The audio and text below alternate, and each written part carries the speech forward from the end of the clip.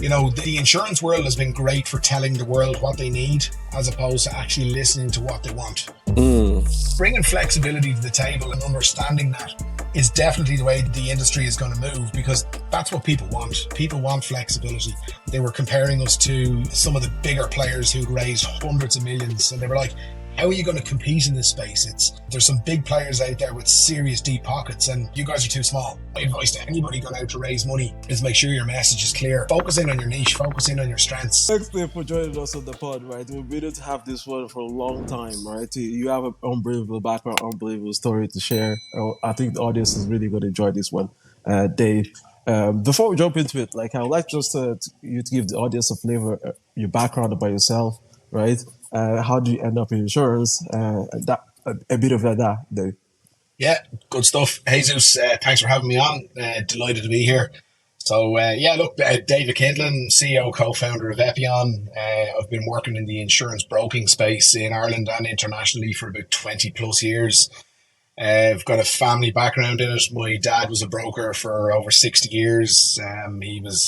He was actually one of the, he sold a business into Willis. It was called Willis Croon and Black back in the day. It's now Willis Towers Watson. He sold a business in there, sat on the board, and then left and set up his own business again. So I suppose you could say insurance is in the blood.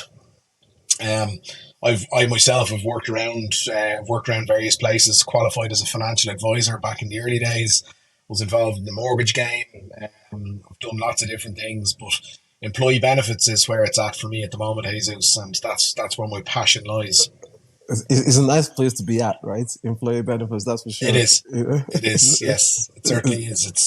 It's a good space, and it's a growing space as well. And, yes, and it's not for everybody. There are lots of people out there that work in the financial services space who they don't like the idea of group schemes. They don't like the idea of dealing with large populations of people, but that's why we built a bit of technology around it, which we get into in due course.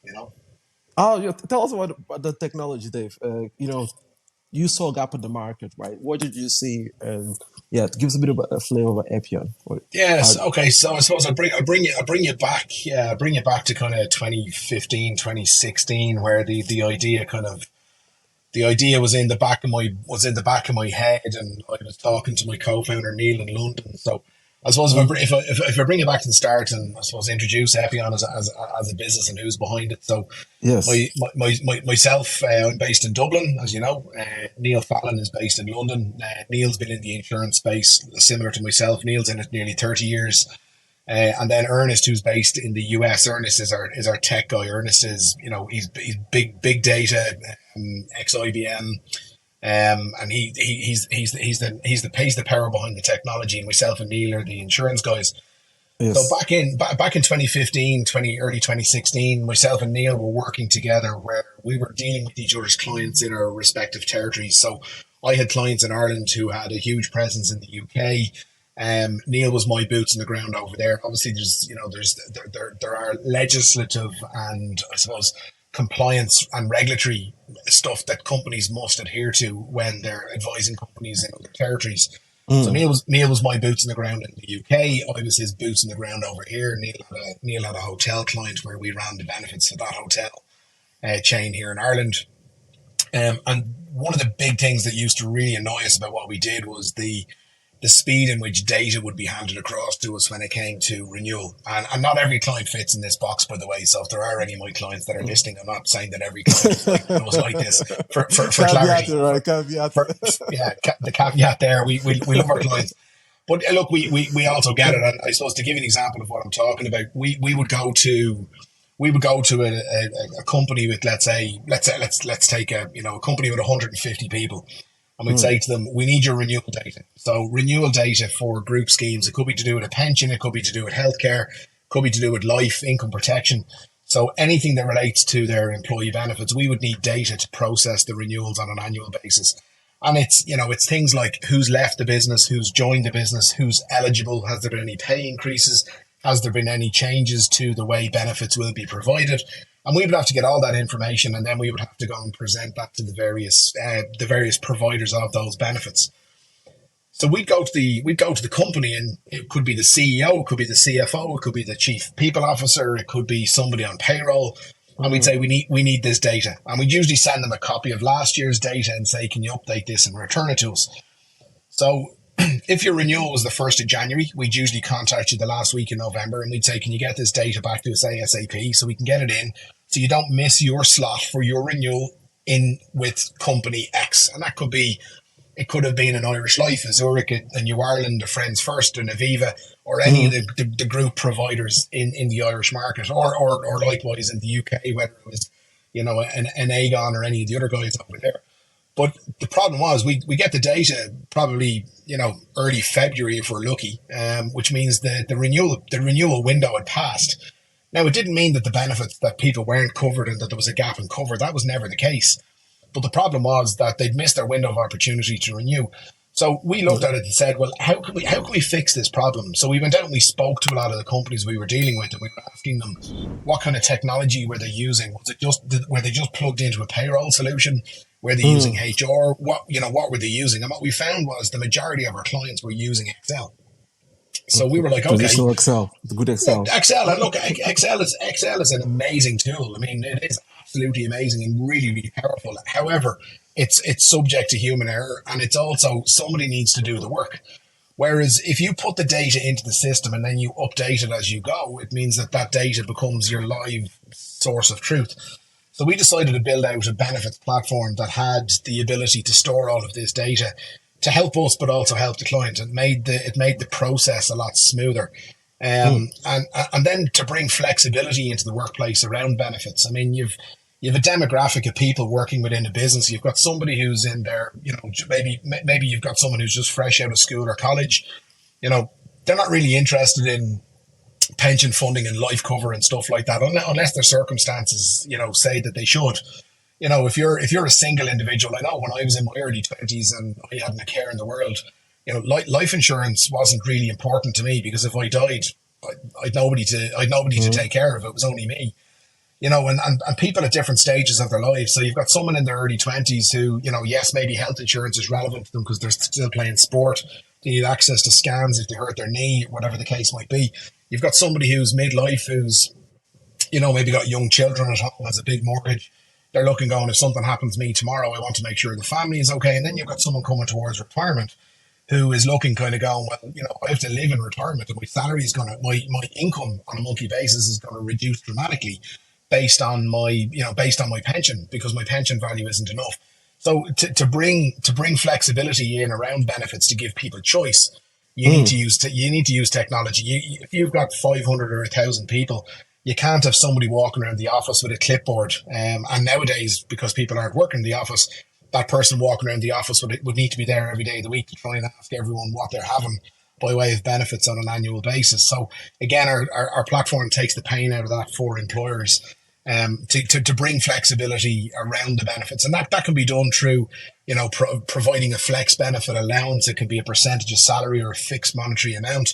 And the platform, as we always say, we're benefit agnostic, and we're actually broker agnostic as well, because we understand that, okay, we can help companies place benefits in 130 countries around the world, which I suppose is powerful for us given the size of our business.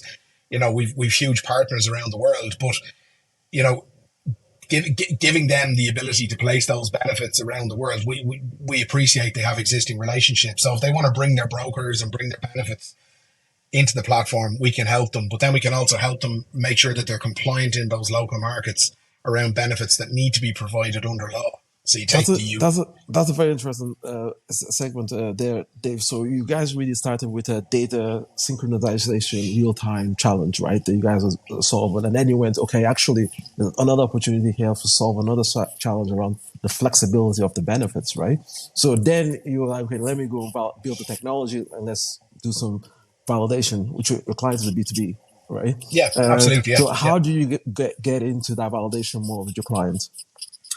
Well, we went out to our existing clients to get them to try and test it and give us, valuable feedback. And look, I mean, as everybody else, there should be some stories there, right? Look, Jesus, I could sit here for a week and continue talking. Look, as everybody says, the entrepreneurial journey is never linear. It's never a straight line. It's zigzags, it's up and down. It's, it's definitely a journey. And if you suffer from travel sickness, be prepared, because it's all over the place. But we went out and we tried and tested with clients. We had some great success. Not every client of ours wanted to adapt it. So there were barriers, because they kept saying, yeah, we'll look at it, and then they never did. But I suppose what we were doing, we were trying to bring efficiencies to their side, but also bring efficiencies to our side. So there Mm. was, without, like, not going to sit here and lie and say that we were doing this 100% for the client. We were doing this for the greater good of both sides of the table, because the data was key to making sure that the renewal process ran smoothly. And then, Mm. one of the big things I was always very conscious of, I would always wait until about 6 o'clock in the evening to make my chasing phone calls. And I'd be ringing CEOs, CFOs, and chief people officers looking for data to be sent across, because I knew I'd get them at 6 o'clock. But they were probably, every time I rang them, they were probably looking at the phone going, why does this guy keep on ringing me? Very He's good. doing, he's doing my head in. But I Tenacity, need, right? The yeah, but I tenacity need, of the entrepreneur. yeah, but the thing about it is, Jesus, if I didn't call them and chase them to get the data, and Neil was the same, and we people working with us, in both of our respective organisations that were doing similar things. If we didn't chase the clients to get the data, and then it wasn't renewed, we'd lose the business. So we had to be that annoying phone call that continually chased looking for data. And That's actually a good insight. Like, just call people after 6 o'clock. You're going to get them on the phone, right? So yeah, yeah, yeah, yeah, yeah, yeah. Well, hey, listen, it used to be the case. Nowadays, it's you send an email or a text message to say you're available for a call, as opposed to just ringing them. But I suppose I would be old school, as in I'd still pick up the phone and ring them. So on the challenges, right, David, because you say like there's some different levels of adoption, right? That you always like the innovators, the early adopters, right? So what are some challenges the experience of the insurtech founder? Because in the benefit space, predominantly insurance, you can say the HR tech, you can say the insurtech, but as a founder, right, going through this journey, what were some challenges they experienced? Because I know you have a good story now. You've raised 2 rounds of funding, but there have been some challenges you probably could share with the yeah, audience on that journey. listen, listen, absolutely, Jesus. I suppose that, there's been lots of challenges, and I suppose one of the big challenges, which is a little bit frustrating, is the insurance world. I mean, a lot of the carriers, a lot of the insurance companies that we want to deal with and we're trying to deal with, they have existing legacy systems.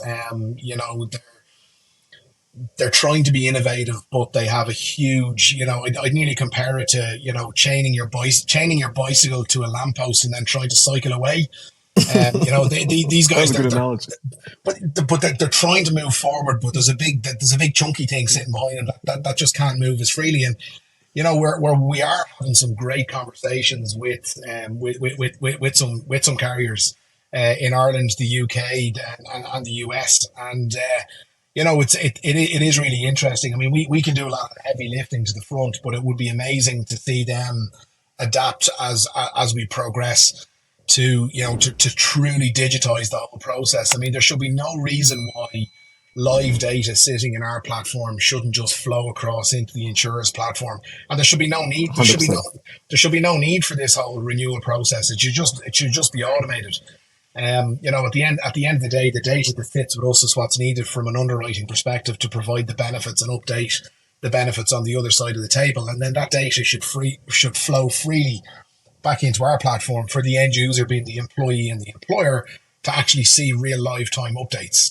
So everything from documentation through to pension values, through to life cover values, access to healthcare, all that kind of good stuff. The data should flow freely. And we will get there. I have absolutely every faith in the industry that we will get there, but it's going to take time. It's not going to happen overnight, because if it happened overnight, Jesus, we'd have we'd have been a global success already, if that was the case. And we appreciate that. We fully appreciate it. In Um, fairness, I think you're right, Dave. Like, where we were 5 years ago as an industry, as insurance, insurtech, digital transformation is we moved quite a bit, from where we oh, were that, 5, 6 years ago. Which is absolutely, Jesus. And the because next you and can only move more forward, right? You can't go down absolutely. backward.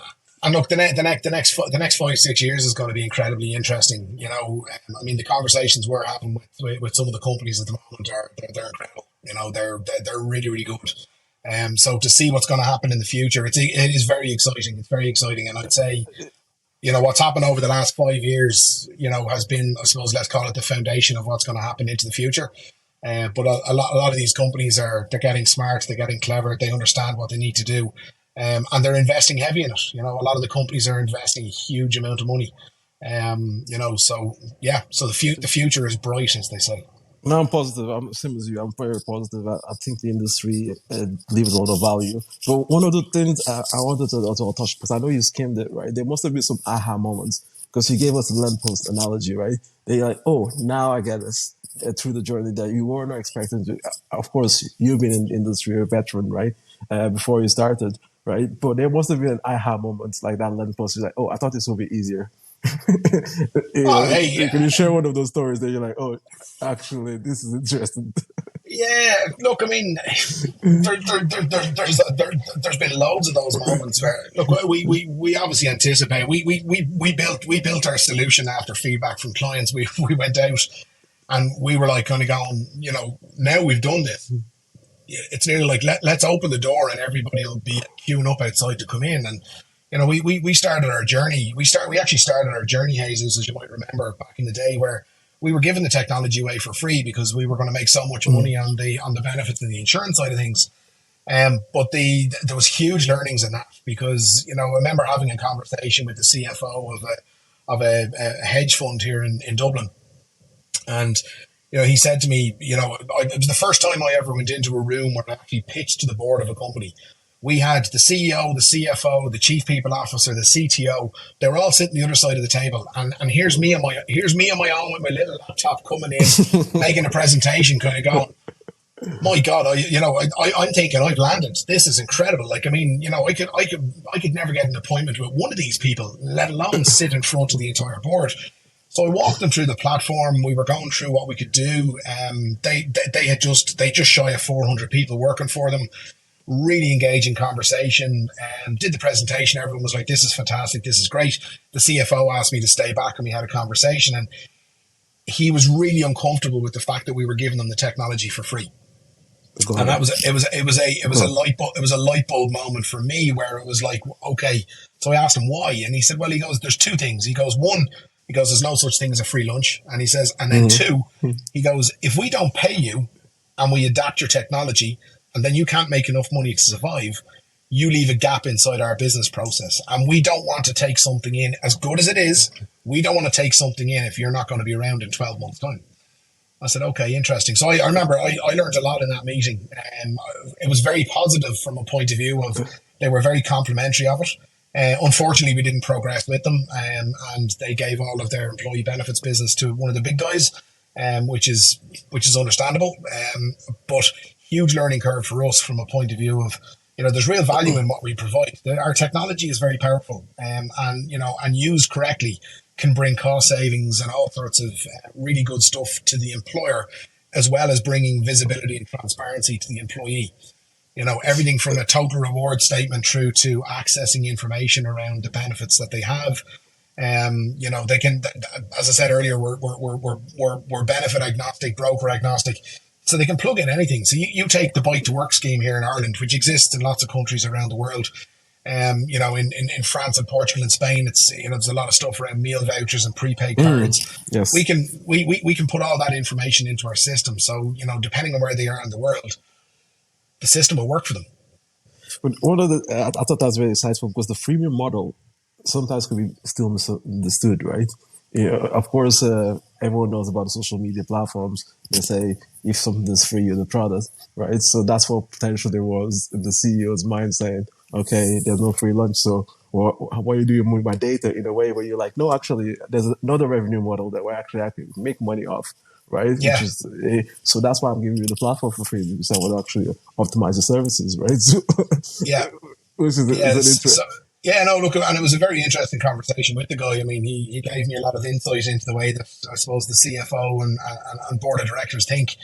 Whereas I had limited exposure to conversations like that in the past with people.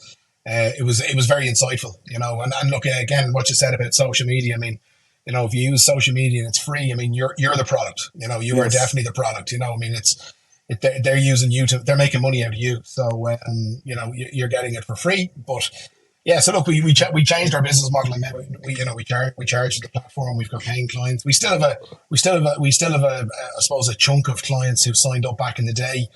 Um, where they're using the platform for various parts or using various parts of the platform. And as long as we're making some money from them on the benefit side or the insurance side, that'll carry on for now. But it could change in due course. And David, because that was a pivoting strategy, right? You were like, okay, now we're going to change strategy, and we actually going to, actually charge per fee, a fee per user, right? Are there other moments as well that you guys are actually some very, very good strategy moves that you want to share with the audience? Because the journey of a startup is actually constant learning, right? And updating the strategy.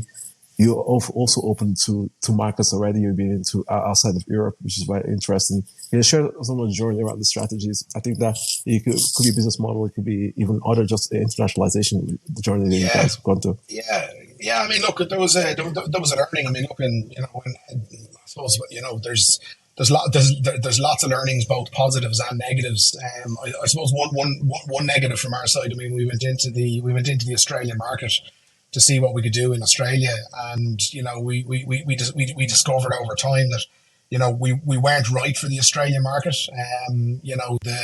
The landscape down there is very different to here, even though they're an English Mm. speaking nation. Their employment, they have benefits down there, but quite limited benefits. They do their superannuation, which is a huge part of it. So when you talk about Yes. employee benefits, but superannuation is mandatory. It's been around for a long time.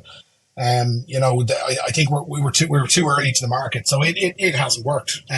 So we've decided to step away from the Australian market for now. As it evolves or as we evolve, maybe we will go back down there. But for now, we've decided to park it, and that's always difficult because you make a call to say let's do something. Explore. You put time, energy, and effort into it. Australia's a long way away. Mm. Spent a good bit of time down there. It's one of those things. But to turn around and kind of go, do you know what? We've been defeated there. It's hard to do it, but we decided we'd walk away from it. Now, it's not to say that we wouldn't go back. Of course, we would if the opportunities presented themselves. But it was difficult. It was a difficult sell. I think we've got 4 clients in the Australian market. Mm. So they continue to use the platform, which is all good. But we've taken our focus away from the Australian market to develop it. So huge learnings in that. Every territory is different. And I thought what was interesting is you guys, you actually did more markets, to be honest, Dave, to Eppione, because in the UK market, he has someone on the ground straight away. And in the US market, he has someone on the ground as well, right? Which I think is a brilliant strategic move because you have to localize yourself to the market. You have to, go deep into the connections of that user that you're actually bringing on board. Can you share a bit how that works for you guys on both markets? Yeah, well, look, I suppose we've boots in the as you said, we've got boots in the ground in Ireland, the UK, and the US. And Ernest, my co-founder, and Neil, my other co-founder. It just so happened that Neil lived in London and Ernest lived in New York. It wasn't really a strategic play. I'd be All lying if I right. said it So it's was. just like, I knew Neil. I was doing business with Neil, and we always used to say that we should go into business together and we should do this for ourselves and we should build out some technology to the front that'll help us differentiate ourselves from the big guys so that we can pick up bigger clients.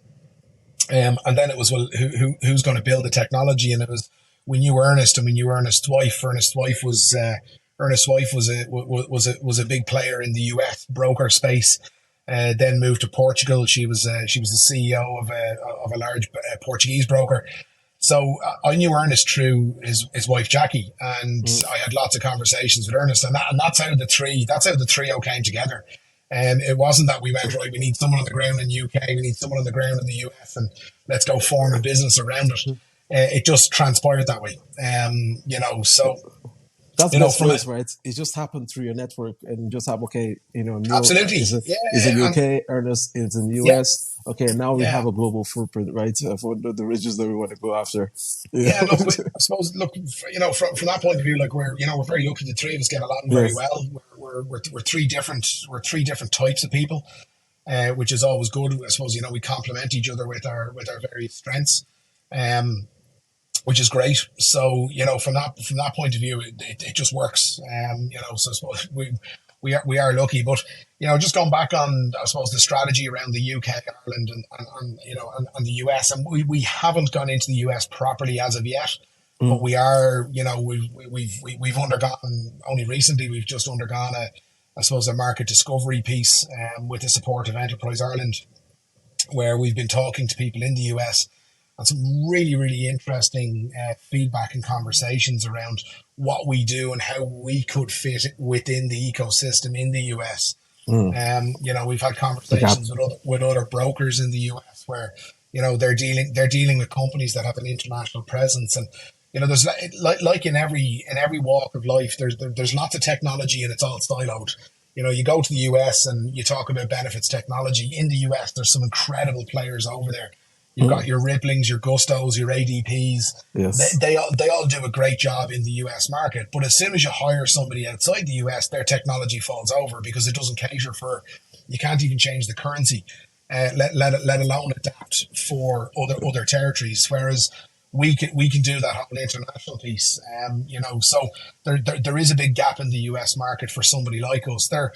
We do have big competitors in the space that we play in. You look at the big consulting houses, your Aons, your Willises, your Mercers. They all have their own bespoke technology that they've either acquired or built themselves. But again, their focus is on the big stuff. They're going after the Hewlett Packards and the Googles and the Facebooks of the world, where there's hundreds of thousands of employees scattered around multiple territories. That's not the space we want to play in just yet. Maybe we'll get there someday, Jesus. But we're looking at companies. Our target are kind of two, let's say anywhere between anything under five Mm. thousand employees scattered across multiple territories. We do a really good job. Um, There's even one thing I want to unpack there before, because there's unconventional stuff that people do, right? They must. As I know that Dave, you are on the plane all the time, right? So there's some unconventional growth tactics. From your perspective, Dave, what have been some unconventional growth tactics that you guys have applied as a business, right? And then I want to double down as well on, because you touched on two things. I always believe one has to do market strategy, right? That's a must-have. You guys did that, and you guys went through your brand strategy as well, right? Which is also a big piece of who you are and where you fit and what was your voice, right? Can you yeah, unpack a bit that journey and some unconventional stuff that you guys did on those two segments? some of the conventional stuff around Unconventional, I go mad. un, unconventional. To be honest with you, Jesus, I would actually say if anybody was outside looking in and they actually looked at what we've done, we're actually quite boring. All From right, a like and I don't mean we're boring as a business. We're an exciting business, but our you know we've just done it the normal way. Like we haven't gone and done anything crazy. And again, I suppose because of our background, we're regulated by the Central Bank of Ireland. We're licensed by the FCA in the UK. We're very, yeah, I suppose boring is the wrong word, but we haven't done anything unconventional. Like we're not. you're not breaking things, taping things on the background, No, I mean we're not like we're not Elon Musk. You know what I mean? As much as we'd love to be. I suppose yeah. Look, we've done things the tradition. We've done things the traditional way. Look, as I said, there's been loads of learnings. We haven't got everything right. We still have a long way to go. Um, Tell me, Dave, that around your brand strategy, because I really love the new brand, new feel, right? yeah. Tell me about your journey as a founder there, because it's Yeah, interesting that you guys went through that journey. You came on the other side, and you're like, okay, this is going to be incredible, positive. yeah. Look, it has been. It's been hugely positive. I mean, I suppose a couple of years ago, if you asked me, about brand and stuff like that, it would have been logos and colors and stuff, as opposed to, the brand voice, how we talk, how we present, what our logo looks like. I mean, you can see here I'm wearing Yeah, Eppione, My Eppione swag. well I mean, positioned as well. I have to say, yeah, well well positioned. positioned. It's, And we've got here a, the yeah, favicon as well. yes, yes, Yeah, look, we went through a journey on it. I mean, as part of raising the money in late 2022, which again, that was an interesting journey in itself. Part of that was to beef up our brand and basically try and stand out because I suppose we just used the same brand from when we launched the business. We established the business in late 2016. We launched the business and I suppose the MVP, where we actually onboarded our first client to onboard onto the platform in January 2017 Mm-hmm. was a group of 500 employees who are part of I can't mention their name unfortunately, but they're a massive company with about 120,000 people around the world. We onboarded 500 of their financial services team in London into the platform for flexible benefits. Mm-hmm. And from that day forward, we were using the same brand. So we embarked on a journey with a company, actually a great company. I'll give them a shout out. It's a company called Studio North. They're based in Mm-hmm. Manchester. An incredible team of guys, and we entered into it. I had no idea what we were going to be doing, how it was going to work, what it was all about. But the learnings in it have been absolutely massive, and they've done a phenomenal job. Everything from the branding for our shop window being the website, through to the logo, Yes. through to the everything that we do around our brand when we're sharing things on LinkedIn. You know, it's even the look and feel of the platform. Like we've done a bit of work on the platform, but we've more to come. And over the next couple of weeks and probably next month or two, we've got some huge kind of UX UI updates on the platform, which will bring it right in with our brand. Which it's thanks to the guys in Studio North. They delivered and delivered well. No, it looks amazing. They've great, really great rebrand. I have to say, it looks really fresh. It looks engaging, and that's key. I'm always a big fan of the visuals, the brand, Yeah, what you want to convey, the feel and the yeah. emotion you want to convey. So I think you guys got that absolutely right this time Yeah, around. and I suppose one thing on that, Hayes, is, I mean, especially around brand. I mean, we're not a very straightforward business. I mean, Mm. if we just did one thing, it might be easier to get the message across. But we provide lots of I suppose services as well as technology. So yes, we are a SaaS platform, and yes, we lead with the technology. However, the services that we provide behind the scenes. So we can help companies, as I said, place benefits in 130 countries around the world. Everything from pensions to healthcare to flexible benefits and all the other good stuff. There's an awful lot of stuff that we do. So getting that message across on a website is very difficult because if you look at the average time that somebody will spend on your website, if they click a link on LinkedIn because they think there's something interesting and they go through to your website, if they only spend 5 or 6 seconds on that web page, you've only got 5 or 6 seconds to get your message across, and that can be really difficult if you do lots of different things. So, again, as I said, we've got the technology on one side of the business, and then behind the scenes, we are a benefits broker and an insurance broker. So there's other services that are there. So people get a little bit confused. What are you? So the guys in Studio North were able to help us clear that piece. Yes. We were able to understand it ourselves a bit better and how to communicate that. Because it's key, as you say, even like the audio segmentation and navigation to the right page, right? Because at the end of the day, you have your end consumer, right? The users, and then you have the businesses actually deploy into. One of the things I wanted to as well, bounce through this conversation, Dave, is as we said, the industry has moved quite an awful lot, right? Now advancements in AI, the likes of transformer models. How do you guys see that impacting on delivery value in your business going forward as well? Yeah, look, I suppose we are looking at AI. We're doing some stuff in the background at the moment, which I won't talk about. But keep for, it keep it close to your heart, right? yeah. It's in my back pocket, Jesus, for now.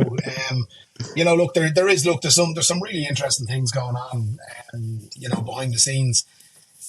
You know, I suppose at the end of the day, the way I look at the way the industry has always operated is that I'll try and keep this as simple as possible. the insurance world has been great for telling the world what they need as opposed to actually listening to what they want.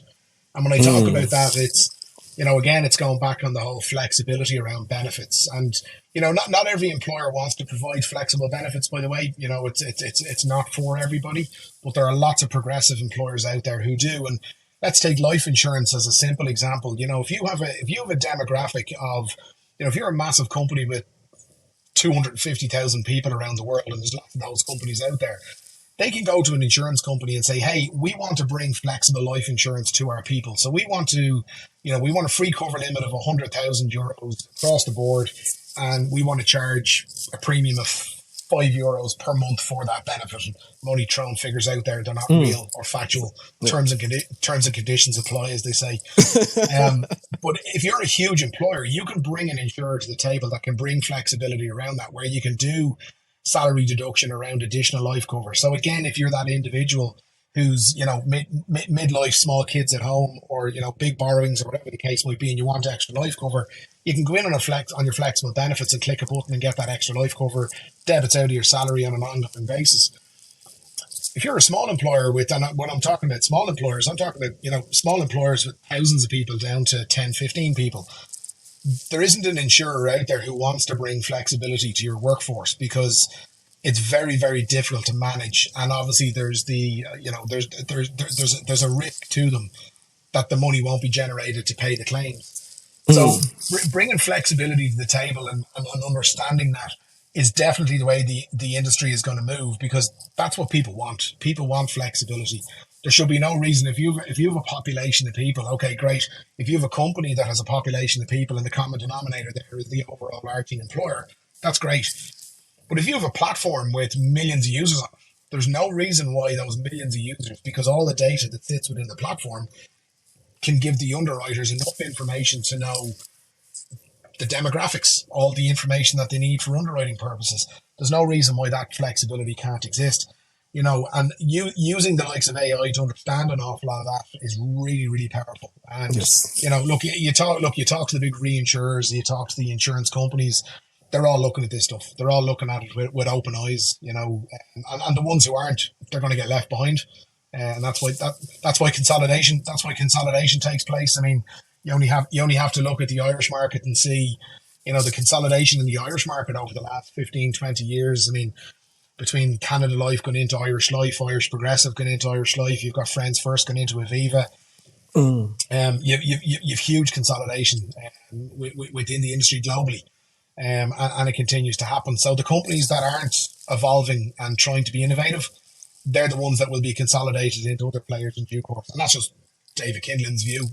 But No, I think I I think think you're quite right. I think you're quite right. The market is fierce, and I think it's going to be even more rapid now going forward, Dave. Like, so there'll be companies that have use AI, and there'll be the companies that will be left be behind. Let's just put it like that. They're yeah, left a good bit behind. Dave, I know you've been really successful in raising capital, right? As an insurtech founder in Ireland, right, which is actually hard to raise capital. Can you tell us like some tactics there, some insights that worked for you? I know at the end of the day it's about knocking on the doors, having the yeah, conversations, as many doors as possible, right? But yeah, share some insights in yeah, around the fundraising journey. yeah. Look. You can tell from all the grey hair. I had a full head of brown hair, 18 months ago, Jesus. But yeah, it was. It's never easy. Mm. Raising funds is never easy. There are definitely elements of it which I enjoy. Like the hunt, the chase. That Yes. hunter gatherer inside me enjoys it. You know, I would say like a lot of it is down to how you communicate your story and how you communicate your message. And Mm. again, through my own fault, my communication maybe at times wasn't good, because in the early part of our fundraising journey, I just assumed people knew what we did. I just assumed that they were like, "Oh yeah, benefits. Everyone does benefits. We know Yeah, what come benefits in are. door. We know Here's a what book. yeah, we know. Yeah, we know what benefits and insurance is. Oh, that's what you guys do. Yeah, here's a check." And it's one of those things. I suppose for us, we were. I suppose we had built. we built our business and we had revenue, so we were different to others that were going out and kind of going, well, this is what we can do and this is what we can deliver. And I always had it in the back of my head that those guys had it easy raising money because there was no revenue to start with, so they were the investors were buying into the idea and the concept. But the same still applied to us. It's just that we were lucky enough that we had.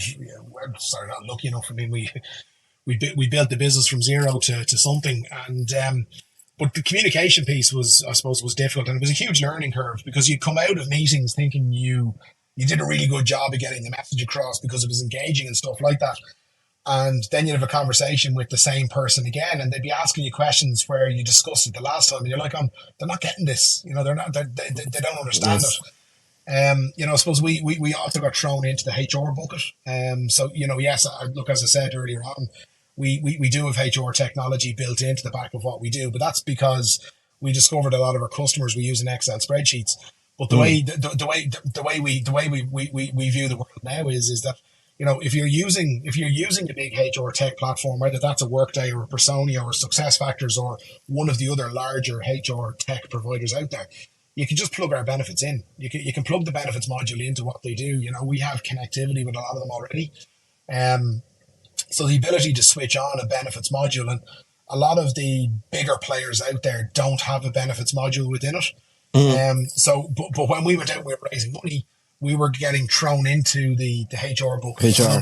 and unfortunately, at the time, the HR fundraising had exploded and was probably coming towards an end. And they were comparing us to some of the bigger players who'd raised hundreds of millions, and they were like, "How are you going to compete in this space?" It's there's some big players out there with serious deep pockets, and you guys are too small. So we got thrown into that bucket quite quickly. So again, my advice to anybody going out to raise money is make sure your message is clear, and focus in on your niche, focus in on your strengths. I mean, I'm myself and Neil, and don't get me wrong, it's not just myself, Neil, and Ernest. We've a phenomenal team, and we have a phenomenal team internally with the business, and we've got some great people who've been with us for a long time. So those guys have been part of the journey too. But we are employee benefits and insurance professionals. It's what we know. It's what we understand. And, when we go into the insurance companies, we can talk the talk. When we're sitting in front of the employers, we can talk the talk. And then we can also advise the employees at the other end of it. So the strengths that we have, so we have to play to that. And then we were lucky. We went around the various houses. The investment landscape in Ireland is quite small, and everybody knows everybody. So you're going in and you're sitting down and having a conversation, and someone says, "Oh, I believe you're talking to so and so as well," and you're like, kind of going, "Oh, are we?" Yeah. But it's great if you develop the relationships with people that introduce you to others. And look, we were, I suppose, we were successful on both sides. I mean, Enterprise Ireland came in, early on. Our first round of funding back in early 2020 closed out around a 1.25, including Enterprise Ireland. They were great, and Enterprise Ireland has been a great supporter.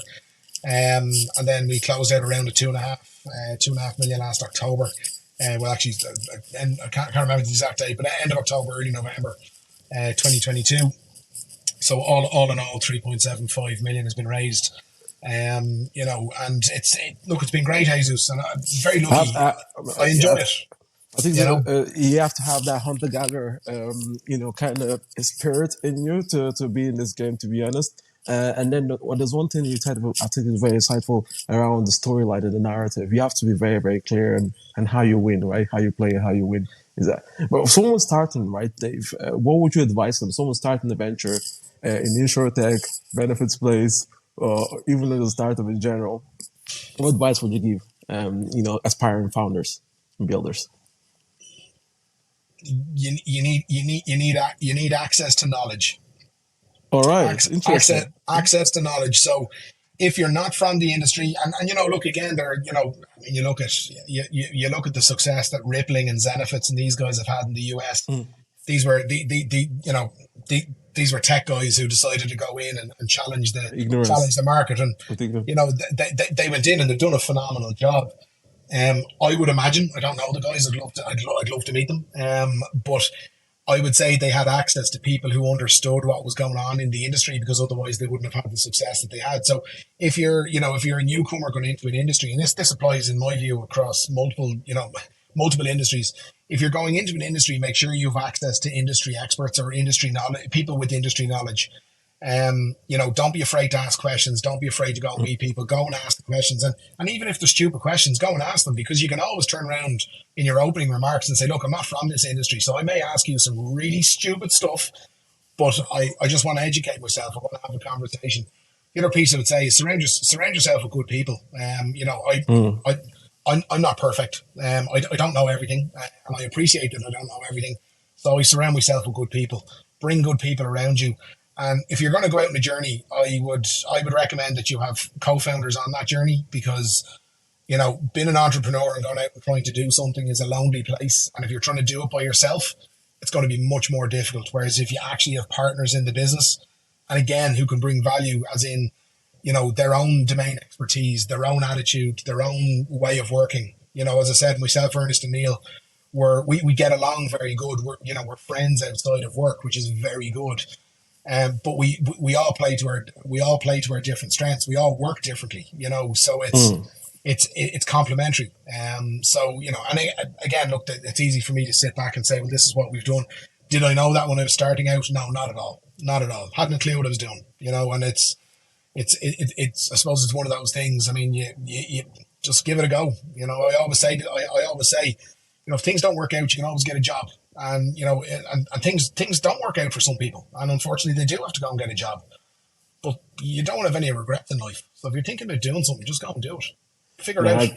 I Join the agree with dots. you. The best way actually to do this is to jump in, right? one Hundred Jump in percent. Yeah. and learn and ask all questions. Like I think the SME knowledge is absolutely key.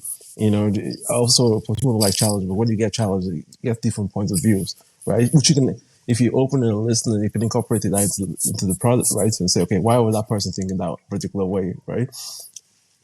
Yeah, I Yeah. have two rapid fire questions for you, Dave. This has been absolutely amazing. I really enjoyed the conversation. I knew it was going to be a great chat. One is, where do you see the industry going in the next 5 years? Insurance, right? We're excited about it. Some recommendations what you put out there, what people, some players could do, right, to make the ecosystem stronger, right? Yeah. And Yeah. and after that one, I'd like you to just leave with share with us one thing you've done different if you're starting back again from scratch. Okay. So okay, we'll start with the yeah.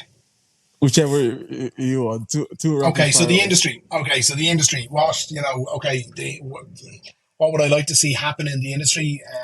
I would like to see I'd like to see the large insurance companies out there pay more attention to the startup community. I know they're trying to be innovative themselves, and they have people that head up the innovation teams and stuff like that. But listen to what the startups are talking about, because the insurance world is, and again, coming from the broker space, you go to an insurer with an idea and you say to them, if we had this product, we could do this. And the first thing they'll ask you is, well, how much of those clients do you already have? And then let's talk about building out Yes. a product. There's existing relationships that the insurance companies have, and again, about distribution. And I get it; it's all business at the end of the day, business and Mhm. relationships. But if they listen to the startups, they can learn a huge amount. And try and be early adopters. Do pilot programs with startups. And I know there are lots of insurance carriers out there doing these types of things, but just be more proactive. Go and find them. Go find them and embrace what they're doing, and help them, because they can shape the future of your business. I couldn't agree Um, more. Experimentation has to, be driven Absolutely. more in the Yeah. Irish ecosystem. And Dave, give us that one before you leave, right? If you're playing back again, going back to 2015, say 2015, 2016, and getting the business off the ground, one thing you've done differently. Focus more on sales rather than product. All right. So Interesting. I would say we obsessed with product for a long time. And don't get me wrong, it's paid dividends in the end because we've No, the thing managed is to come like out the far you side know, with. I said interesting because naturally, you come across a very good at looking at sales, look at the customer. You have a natural gift. So it's interesting that you came up with that one because maybe when you got in your head, you were like, oh, this is about the product. So you actually pulled away from your superpower potentially. Yeah, pretty much. But yeah, but then again, there's lots of moving parts within the business, you know. So the fact that we, as I said, the fact that we have a SaaS platform, and then we have the brokerage side of it.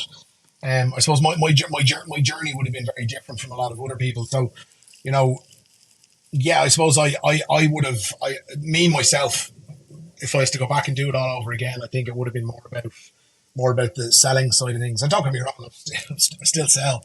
But I think if I had stepped away from the product, if I had stepped away from the product and just focused 100% of my time on sales, I think we would have got to where we are a bit quicker, and we may have even got a bit further. Gotcha, But look, gotcha. no regrets, The hook. Jesus. Look, hindsight's That's a 2020. great You know what I thing, mean? Yeah, isn't it? hindsight's amazing. Dave, this has been absolutely brilliant. Where can people find you? I know Eppione and also Dave as well. Any social platforms where you've been Yeah, hanging out LinkedIn. more? Yeah, so I spend a lot of my evenings and late nights on LinkedIn. So people can follow me there, David Kindlon. Yeah, Eppione.com, Eppione.com. And yeah, if anyone wants to reach out and say hello, always open to having a conversation with people. Appreciate the time. This is the pod. Venture with Hesus. Thanks again, Dave. Absolutely Thanks, amazing. Jesus.